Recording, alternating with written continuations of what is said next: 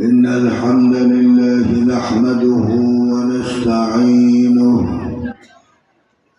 ونستغفره ونؤمن به ونتوكل عليه ونعوذ بالله من شرور أنفسنا ومن سيئات أعمالنا من يهده الله فلا مضل له ومن يضلله فلا هادي له ونشهد أن لا إله إلا الله وحده لا شريك له ونشهد أن محمدًا عبده ورسوله الذي أرسله بالحق بشيرا ونذيرا وداعيا إلى الله بإذنه وسراجا منيرا وقد قال الله سبحانه وتعالى في كلامه المجيد والفرقان الحميد أعوذ بالله من الشيطان الرجيم بسم الله الرحمن الرحيم إن الله وملائكته يصلون على النبي يا أيها الذين آمنوا صلوا عليه وسلموا تسليما اللهم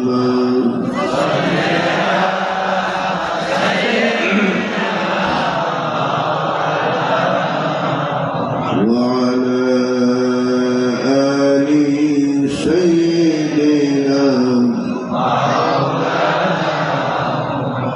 اللهم صل على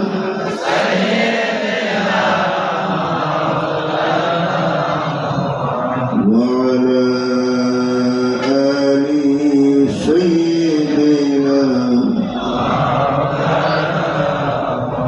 بلغ العلا بكماله كشف الدجى بجماله حسنت جميعا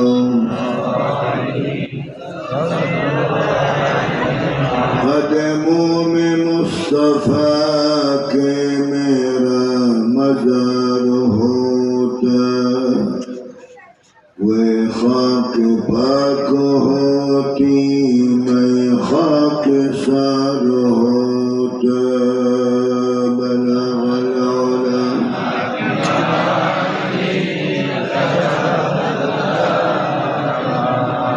حسنت جميع خصاله قدموں پہ تیرے گرتا گلیوں میں تیرے پھرتا گاہے زار زار روتا گاہے بے قرار ہوتا بلغ العلا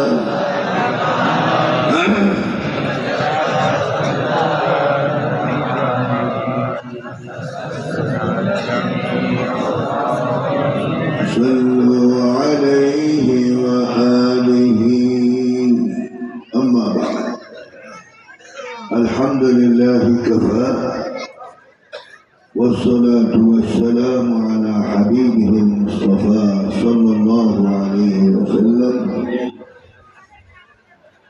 اللهم صل وسلم وبارك عليه. علامہ مولانا نور الحق صاحب رحمه الله ونار عظيم الشان إسال الصواب وعظ دعاء محفل محفل بصدر جلسة الضابط مولانا محمد تاج الإسلام صاحب مدد الله العالي أمال كل جل تقارير بسكرجن الحاج حضرت مولانا هارون المدني أمال سلطان أنس بن أنور حسين طاهر الزبيري حضرت مولانا رياض الدين قاسمی صاحب حضرت مولانا نور الحق صاحب যোগ্য সন্তানগণ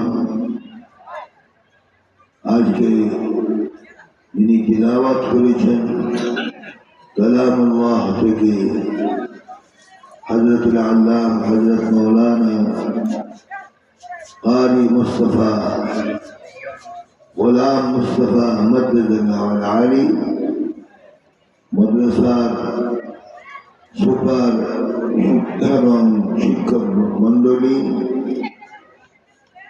মঞ্চ ভূমিষ্ঠ উলামায়ে কেরাম আইম্মায়ে মাসাজিদ খুতবায়ে আযম মাহফিল পরিচালক আমার সামনে উপস্থিত এলাকার মুরব্বিয়ান মুসল্লিয়ান সামিঈন হাজিরিন পর্দানিশীন মা বোন আবারও আপনাদেরকে সালাম দিচ্ছি মুহাব্বতের সহিত জবাব দিবেন আসসালামু আলাইকুম ওয়া রাহমাতুল্লাহ। ভালো আছেন সবাই ইনশাআল্লাহ? দীর্ঘ 1 বছর পর আবার রব্বুল ইজ্জত ওয়াল জালাল রব্ব করিম আপনাদের সাথে আবার মোলাকাত করার তৌফিক দিয়েছেন। এই বছরে এই ফাঁকে অনেক আল্লাহর বান্দা পৃথিবী ছেড়ে চলে গিয়েছেন। গতকাল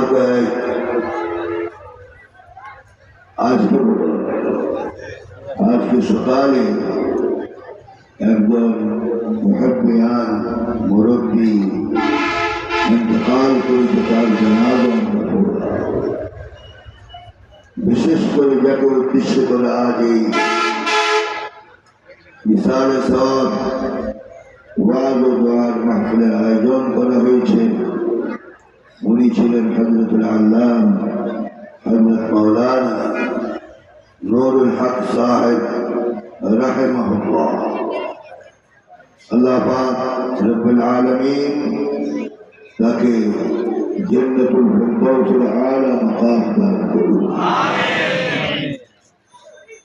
মাইকটা ঠিক করেন, মাইক একবার আওয়াজ শুনে আবার ঠিক করে দেন। কিছু কথা বলবো না দোয়া করে কিছু বলবো? তাহলে রাস্তায় যারা হাঁটতেছেন অনুরোধ করছি মাহফিলে এসে বসুন। তাহলে এই এরিয়ার মধ্যে না ঢুকলে আল্লাহর রহমত পাওয়া যাবে না। তাহলে এই যে এরিয়া দেওয়া হয়েছে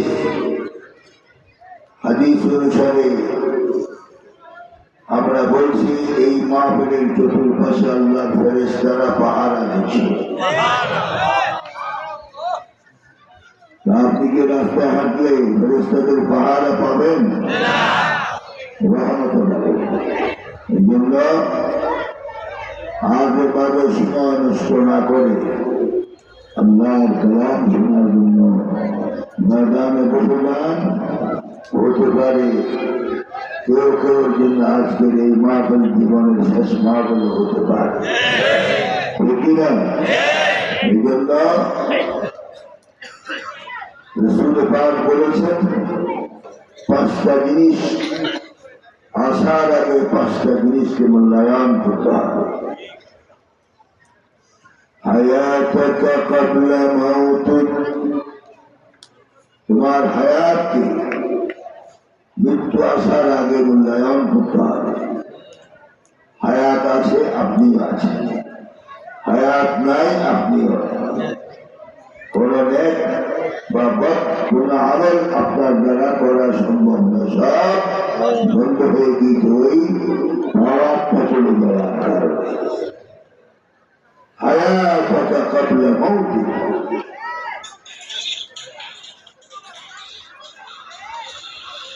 ওয়া শাবাবাকা ক্বাবলা হারামিক, যৌবন কালকে মূল্যায়ন করতে হবে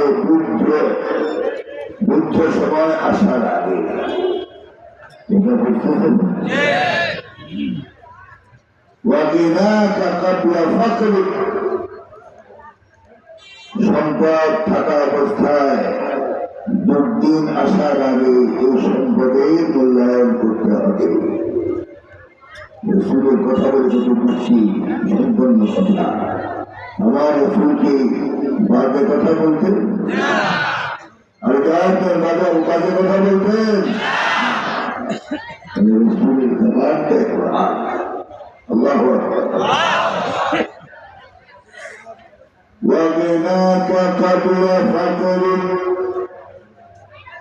তোমার সম্পদ থাকা অবস্থায় ফকিরি আসার আগে এটাকে মূল্যায়ন করতে হবে। وصحتك قبل سقمك, সুস্থতা থাকার অবস্থায় অসুস্থতা আসার আগে এই সুস্থতাকে তুমি মূল্যায়ন করতে হবে। তাহলে তুমি আর ময়দানে সোচাল্লাপাক শক্তি দেওয়ার কারণেই তো, ঠিক না? তোমার মতো আমার মতো হাজার বনে আদম ইচ্ছা থাকা সত্ত্বেও মাহফিলে আসতে পারেনি। আজ সেই হসপিটালের বিছানায় কাতরাচ্ছে, কিন্তু আল্লাহ পাক তোমাকে সেখান থেকে উদ্ধার করে সুস্থ শরীরে যে ময়দানে বসার তৌফিক দিয়েছেন, সে মাহবুব তোমার শুকরিয়া পেতে পারে না। এই শুকরিয়া কালিমাতুশ শুকর কি করতে হয়? আর উচ্চারণ বলতে হবে আলহামদুলিল্লাহ, রব্বানা লাকাল হামদ হামদান কাসীরা طيبا مباركا فيه